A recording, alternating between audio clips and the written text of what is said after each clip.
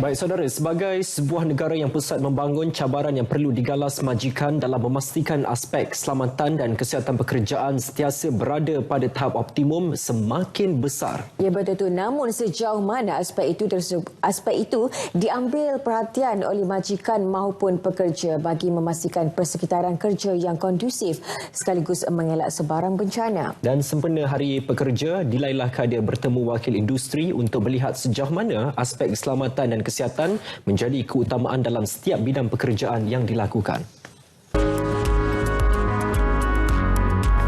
Dengan peredaran zaman, skop keselamatan dan kesihatan di tempat kerja diperluaskan ke semua sektor pekerjaan, terutama berisiko tinggi yang merangkumi pelbagai sektor sederhana dan berat di seluruh negara. Justru majikan dan pekerja perlu bekerjasama dalam mengenal pasti bahaya di tempat kerja dengan melakukan analisis kawalan risiko yang berkesan. Pelaksanaannya dapat dicapai jika kesemua pihak melaksanakan tanggungjawab dan peranan masing-masing. Meski menyedari kepentingan tahap kesihatan dan keselamatan di tempat kerja, masih terdapat golongan yang memandang mudah. Kebanyakannya mendapat sambutan yang amat dingin dari pihak pekerja. Sebagai contohlah, senang ya.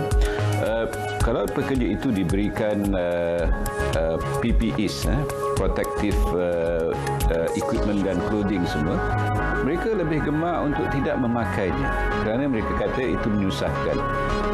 Kita beri earplug kerana tempat itu bising untuk menjaga pendengaran mereka, tetapi mereka prefer untuk tidak menggunakan earplug berkenaan. Kita beri safety helmet kerana takut nanti ada barangan jatuh daripada tempat tinggi dan sebagainya, tapi mereka tak nak menggunakan PPE berkenaan.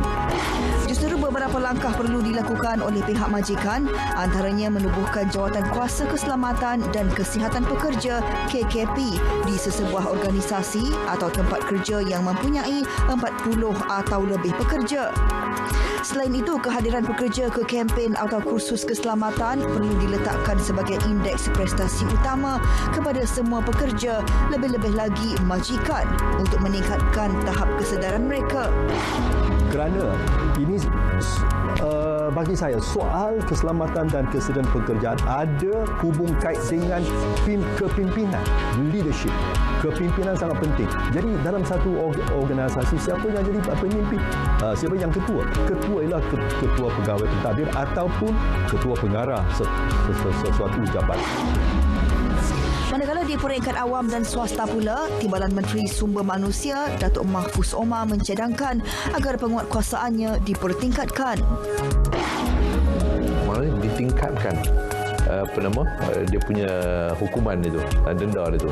Kalau hari ini denda RM50,000 kepada pihak majikan yang mengabaikan hal-hal yang berkaitan dengan soal keselamatan dan kesihatan pekerjaan. Jadi kita nak tingkatkan bentuk hukuman. Selain itu, tema sambutan tahun ini, Pekerja Amanah, Aspirasi Negara, juga diharap menjadi pemangkin kepada setiap pekerja dan majikan di negara ini untuk saling bekerjasama kerana kedua-duanya adalah nadi kepada pembangunan. Dilailah Kadir, RTM.